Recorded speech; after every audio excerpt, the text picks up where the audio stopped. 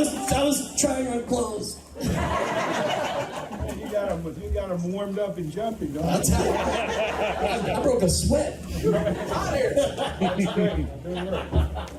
How are you? Fantastic. How are we going to do this? It's basically your floor. You can tell stories. I'm your kind of moderator guy. All right. Other than that, y'all know the drill. He's here for you. If you have any questions, just hold up your hand. When you ask your question, stand up. I'll point at you. You ask your question, all that good stuff. Everybody cool? So how you doing today? How many people haven't seen The Walking Dead?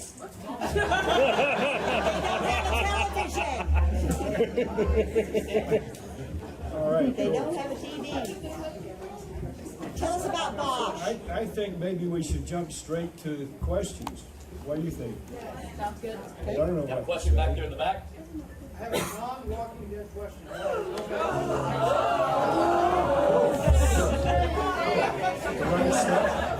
Let's go back to the right stuff and your portrayal of Scott Crossfield. And I'm wondering, one, did you get to meet with him and talk about working on that character? And two, when you were filming it, did you have any idea that it was going to become the iconic film that it turned out to be?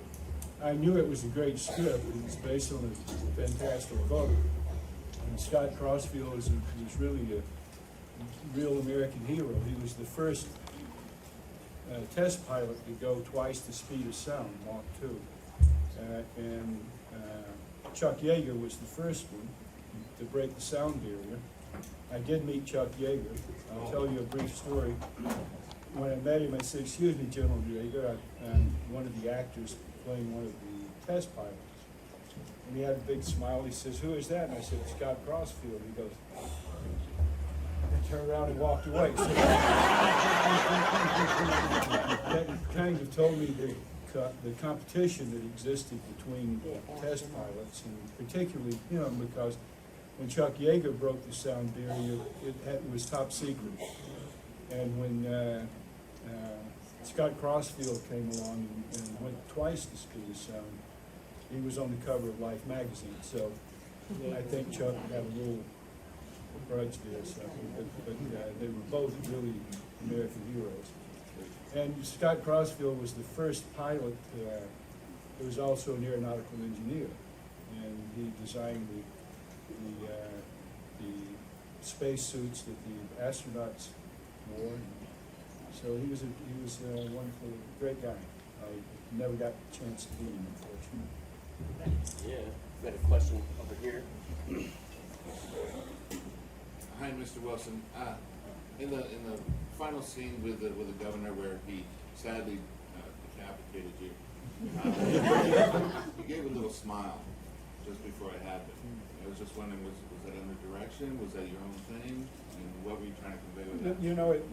It's really a collaborative medium. Film is a very collaborative medium, and it takes everyone to make something work.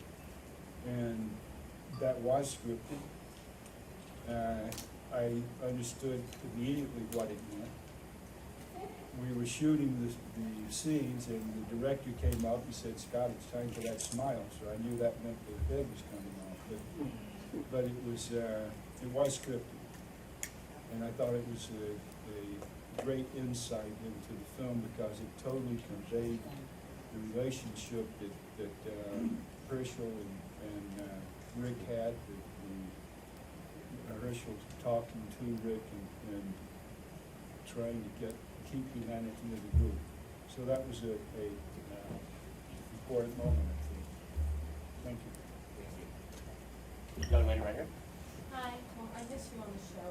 So I had a question. If I'm looking to be able to keep a prosthetic leg as a souvenir. Wait, what? A prosthetic leg, would they let you keep it? I don't have a prosthetic leg, but I have my head in a trash bag.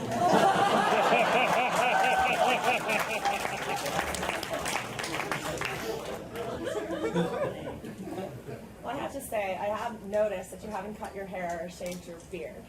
So I'm wondering if that indicates that we're going to see more of Herschel in flashbacks. If we are, I don't know it. What happened, but I knew I was coming back to do a flashback on for The Walking Dead. And in the meantime, a friend of mine, Michael Connolly, who writes those great books about Harry Bosch, and he's also a friend of mine, called me and asked me if I would do something in his pilot that they were shooting and be on Amazon. And I said, I'd love to, but I have a ponytail and a beard. He said, that's okay. So I shot that, then I went back and shot The Walking Dead. And so now I'm kind of trapped because I'm set up with that having a ponytail and a beard. So, and I'm supposed to be in, I think, 3 more episodes. Thank you. Thank you. Did you know what the name of the show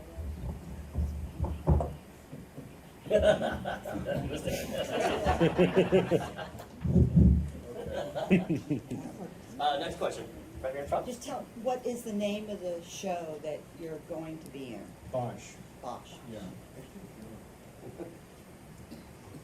Next question. Question? Yeah, they don't give the cast very much knowledge right before they kill them. It's usually like an episode or 2 before. But it seemed like the episodes, how much knowledge did you have before you knew your character was going to be off? Well, when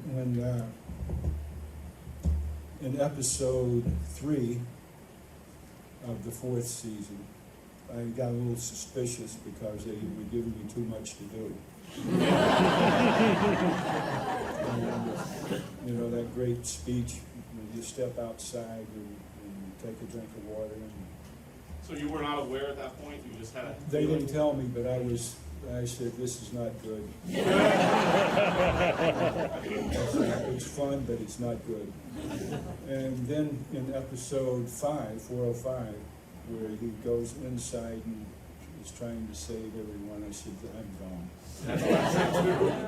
This is it. And after that episode, next morning they told me that I went in and spoke to Scott Gimple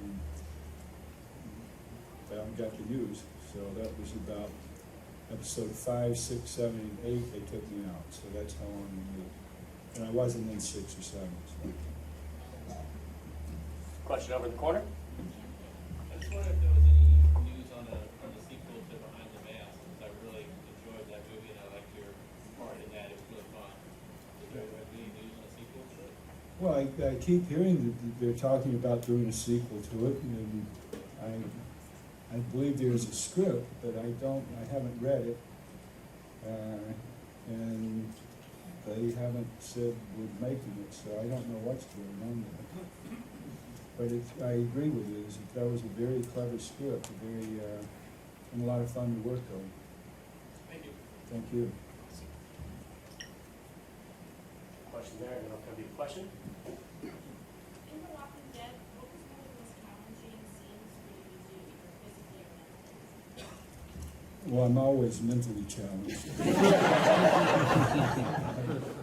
But I think probably the first episode, was it, of season 3, when I was bit in the leg and they chopped it off. That day was very physical and very draining, because it isn't like you're just shooting one take, you're shooting it all day.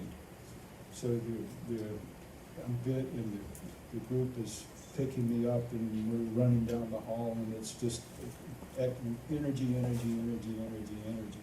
And then running into the cafeteria. So it was at the end of the day, I was ready to get some sleep, at least some rest. You don't sleep when you're pumping that hard, when your adrenaline's been pumping all day. Question right here. Hi, Mr. Wilson. Quick question. I know most of the shows are filmed in the southeast, in Atlanta and around Georgia. I know most TV shows, I mean, it's a totally different experience on a sound stage versus being in a real environment. And I just wanted to know a little bit about the history of the prison. Was it actually like an old decommissioned prison? And what's it like working in a real, That's a great question. The prison was constructed by Grace Walker, who was the art director on the show. And it was really not a prison at all, but he certainly made it look like one. It was the back of the sound stages and the lot that was there. it's, again, like, film is a collaborative art form. And all of the work that he did and his team, the work that they did really set the tone and the mood and made it credible what was taking place at the prison. The interiors were all on sound stages made by his team, so it's I'm sure he would appreciate that question. I do. Next question. Back to the back. Just what was your favorite and least favorite part about working The Walking Dead? It's just a great cast, you know, and the writers. When I first heard about the show, I'm from Georgia, and I was back visiting my mom for her birthday. She was turning 97 at the time. She's turned 100 recently. And she still drives and she still cooks. You know, and gets out and works in the flower beds, and she's very active. But what was the question? Your favorite, part about working on The Walking Dead versus other roles you Well, play? aside from being able to work with the wonderful actors and the writers and the crew, they had a great crew on it as well. That was big for me. Because when I had downtime, I was able to go home and visit my mom. I left Georgia when I was 19. I hitchhiked to California, and I went back a lot, but I didn't have the opportunity to spend as much time with her as I did for the 3 years I was on the show. So that was a big plus. And I've made friends with people, you know, below the title and above the actors as well. So it was a great experience all the way around. Good question. First hand, second hand. So, you mentioned your mom. Does she watch the show, and in particular, did she watch you get your head chopped off? Yeah, she's a fan of the show. When I was up for it, I said, let me see the first season. So I was looking at the first season with her. And she said, Scott, you have to do this. And my real name is Billy, so she's calling me Scott now. But, and she also read the first 8 scripts and said, you really have to do this. This is a great show. And she was right, you know, but that's not necessarily the reason I did it, but, but she was a fan of the show, is a fan of the show. Thank you. Question over here. Hey, Mr. Wilson, as a fan of the show, I see a lot of how close the cast members get in the filming. I was wondering if you could share with us something that stands out in your mind, whether it be funny, touching, or sad, your pick. Well, I mean,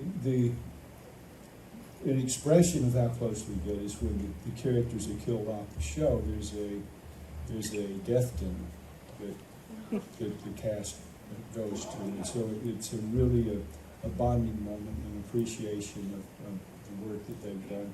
Certainly, the actors from the first season, a lot of them are gone now, and they, you know, we walked on their shoulders for a long time. And now they walk on my shoulders as well, the cast members that are remaining. So and there's an appreciation for that from the cast who is there. So it's really tight group. Question back there and then over there.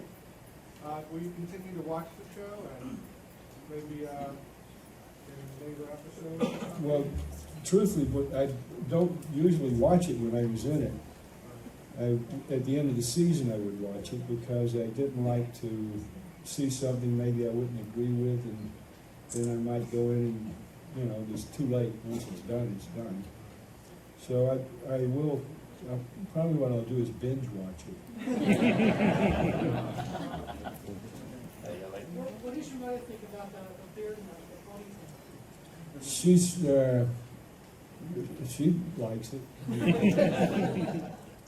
But also, in answer to a question earlier, someone asked her once how she felt about me getting killed. She said, "Oh, I've seen him get killed before." And I was hanged in my second film. Question right here. Yes, hi, Mr. Wilson. Can you tell us a little bit about your first role as Harvey Oberts in the Heat of the Night, and was working with Rod Steiger and Sidney Poitier, Lee Grant? It was fantastic, and Warren Oates was in the film too, and an actor by the name of Timothy Scott, who was in that too. It was really incredible for a young actor. I've been acting 5.5 years when I got that role, doing plays and workshops and taught acting for a while, but it was kind of awesome to be working with that group of people. And you knew when you were working that it was something special, and it was. It won 4 Academy Awards that year, and was nominated for more.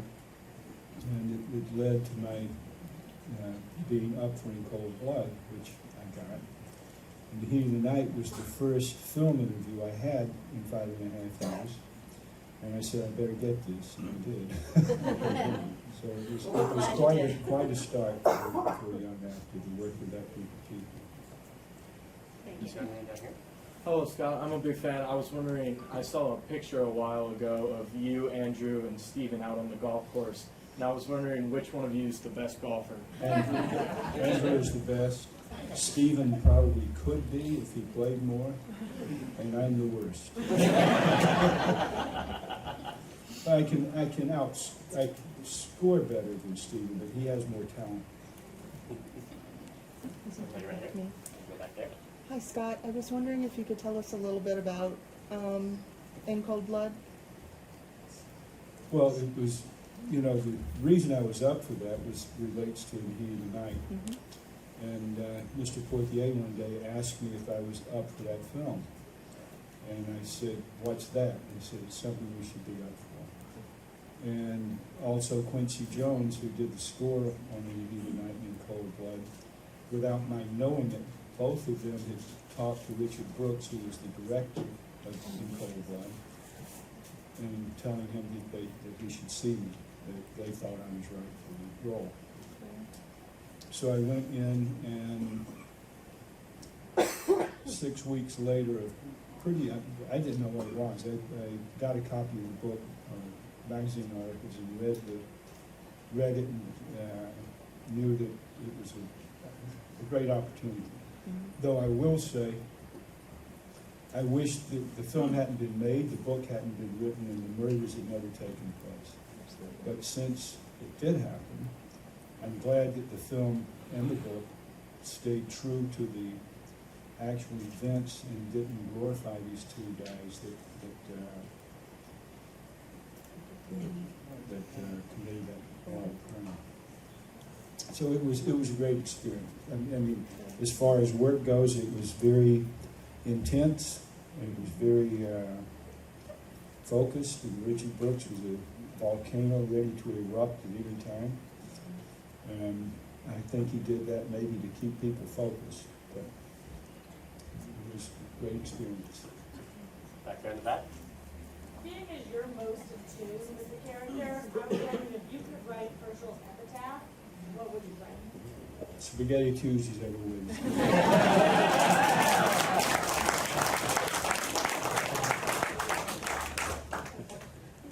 Back over here. Is there any character on The Walking Dead that intrigued you as an actor that you would have considered playing other than Herschel, regardless of age or gender? Maybe I should play Judith because I think they're going to try to protect her.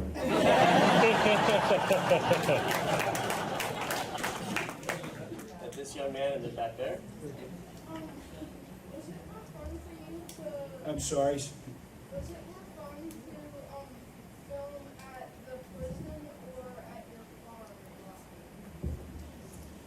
Well, the farm is more fun because I wasn't using crutches all the time. And I thought the farm was an opportunity for the characters to kind of reveal themselves to the audience, and I think a lot of fans were thinking it was a little slow, but I think that was an important time frame because you got to know who the characters were, and you got to see them a little closer than you do in some of the episodes following that season. So I like Herschel's farm. Back there in the back. Hello, Scott. Hey, I just wondered, have you heard anything about a Walking Dead movie or a TV series spin-off? No, I haven't. They confirmed That would be awesome. Yeah, they confirmed that. Yes, ma'am. I would say, hey, yes, I'm a big fan, and I'm so glad to see you still with the beard and looking like Kershaw. The reason for that is that there's going to be some more flashbacks. Maybe you're right, I don't know. They haven't told me. You send a note to AMC and tell them that's what you think should happen. Right down front. I was wondering what you took away from your time at The Walking Dead. Like, what did you learn? Well, film and plays, there's a difference in film, plays, and television. And the difference is, in a play, you realize the full arc of the character in one night. And in a film, you read it and you realize the full arc of the character by reading the film. In this, you don't. I mean, it's an evolving process. So there may be a line that you have, and you say, this will pay dividends down the road, and you have an idea of how it should pay off, so you kind of plant that seed by the way you perform the line, by the way you do it. And sometimes it bears fruit, sometimes there is a payoff for it down the road, sometimes there isn't, and sometimes you say, wait a minute, back here we said this, so this is in contradiction to that. Are we doing that on purpose? Do we know why we're doing that? Or should we rethink doing this now? So it's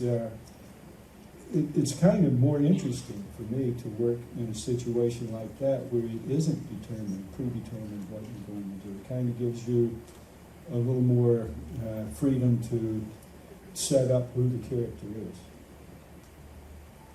Back there in the back. Big fan as well. Thank you so much. My wife and I often talk about if we could be your children too. Because we love your parenting skills. So my question is, I know you did not start at the beginning of the show. One of the things that drew me to the show was Frank Darabont. And I know there were a lot of showrunner changes. How did you all deal with that? What was your perspective on that? And did you feel like it helped the growth of the show, or was it more of a challenge for you? Well, when they first approached me about, when my representative called me, said there was some interest for me for, I think he said 2 or 3 episodes on the first season, or the second season of the show. I said, what's it about? And he said, zombies. And I said, right. I said, tell me something good. And he said, Frank Darabont. And he said, Gail Ann Hurd. And I said, that's good, because these 2 people have been involved with a lot of wonderful films, and they're really film people, and creative people, and when you hear certain names, you know you should pay attention. And that led me to looking at, following up on it, and it turned into 20 minutes later, it was 10 or 11 shows, and then it was 10 minutes after that, it was, they were talking about 2 seasons, and I said, let's deal with the first season first. But, yeah, Darabont set the stage. He set the table. He put all the people together. He put the cast together. He hired the right people. He set it up. He set the table for success. And due to reasons that I'm not privy to, he was removed from the show, and they brought in Glenn Lazar, and that was a tough transition, particularly for the actors who were there the first season, and the crew, because a lot of those people were there because of him, So it wasn't a dull moment there, but everyone stayed together and pulled together and made it work. Now they're on their third showrunner, Scott Gimple, and so, but they've always had good writers in the writers' room. So, and good cast and good people around the show. So, you know, whoever knew that it would be as successful as it is, I didn't. It's very, very successful. That's awesome. This will be the last question. Young lady in the back. I have a big fan. On the show, who's left, who do you think has the best chance to survive? Judy.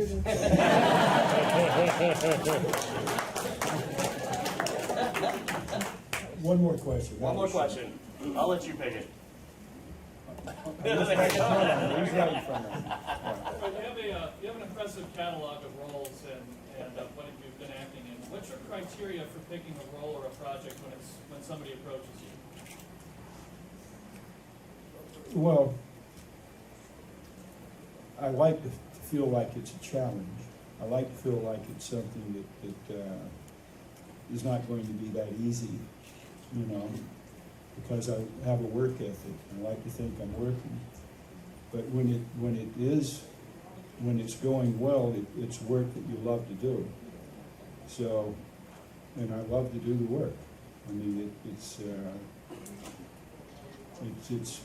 a special business that I'm in, and it's a gift to those who are able to survive them. And I'm very fortunate to survive.